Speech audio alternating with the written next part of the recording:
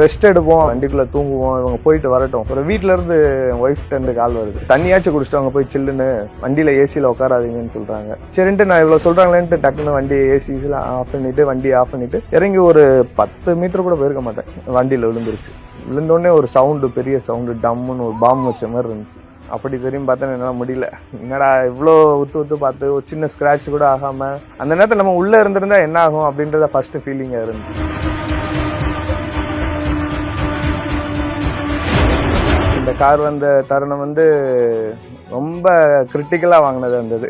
என்ன அப்படின்னா, அந்த வண்டியில அந்த D5 அப்படின்ற நம்பர் தான் ஃபர்ஸ்ட். ஒரு 8 மந்த்ஸ் அந்த ஓனரை ரொம்ப டார்ச்சர் பண்ணி அந்த வண்டி வாங்கினது.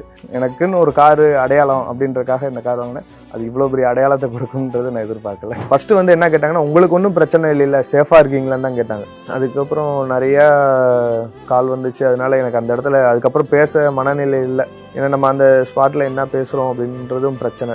ஏன்னா இழந்தது நம்ம, அது வேற மாதிரி பிரச்சனை ஆயிடக்கூடாதுன்னு நான் ஒரு சில விஷயங்கள் பேசும்போது யோசிக்கணும் அப்படின்னு நினைப்பேன். வண்டி விழுந்துச்சு.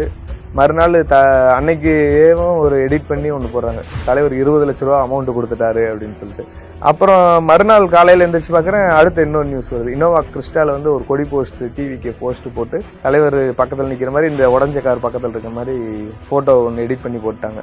எல்லாரும் இது பண்ணவும் எனக்கு என்னடா இப்படி இருக்குன்ட்டு நான் எதுவுமே கேட்கல. இதை பற்றி அவங்ககிட்டையும் கேட்கல. கேட்ட ஒரு 3 நாளுக்கு அப்புறம் அவங்க தான் கேட்டாங்க, புது கார் எதுவும் எதிர்பார்க்குறீங்களா அப்படின்னு. காசை பற்றி அவங்க யோசிக்கவும் இல்லை. அதனால எனக்கு பிடிச்ச மாதிரியே ஒரு வண்டி, திருச்சி வரைக்கும் ஒரு ஆக்டிங் டிரைவராக போயிட்டு இருந்தேன் நான். எனக்கு நிறைய பேர் இதை கால் பண்ணணுமே கொஞ்சம் இது கோவம் வர மாதிரி ஆயிடுச்சு. அவர் ஃபர்ஸ்ட் என்கிட்ட ஒரு 3 நிமிஷத்துக்கு மேலே பேசினார். பேசிட்டு கார் கொடுத்துட்டாங்களா, நான் அதுக்கு ரூடா பேசணும், அந்த மாதிரி தான் பேசுனேன். எனக்கு தெரியும் நல்லா. கார் கொடுத்துட்டாங்க, இல்லை கொடுக்கல, எப்போ தரேன் இருக்காங்க, தருவாங்க அப்படின்ற மாதிரி பேசும்போது அவர் அந்த நெகட்டிவான பாயிண்ட்ஸை மட்டும் எடுத்து அப்படியே மெர்ச் பண்ணி அதை நியூஸ்ல போட்டார். ஆக்சுவலா அதுக்கு முன்னாடி என்கிட்ட கார் வந்துருச்சு. தப்பான சில விஷயங்கள் மாறிடுச்சு.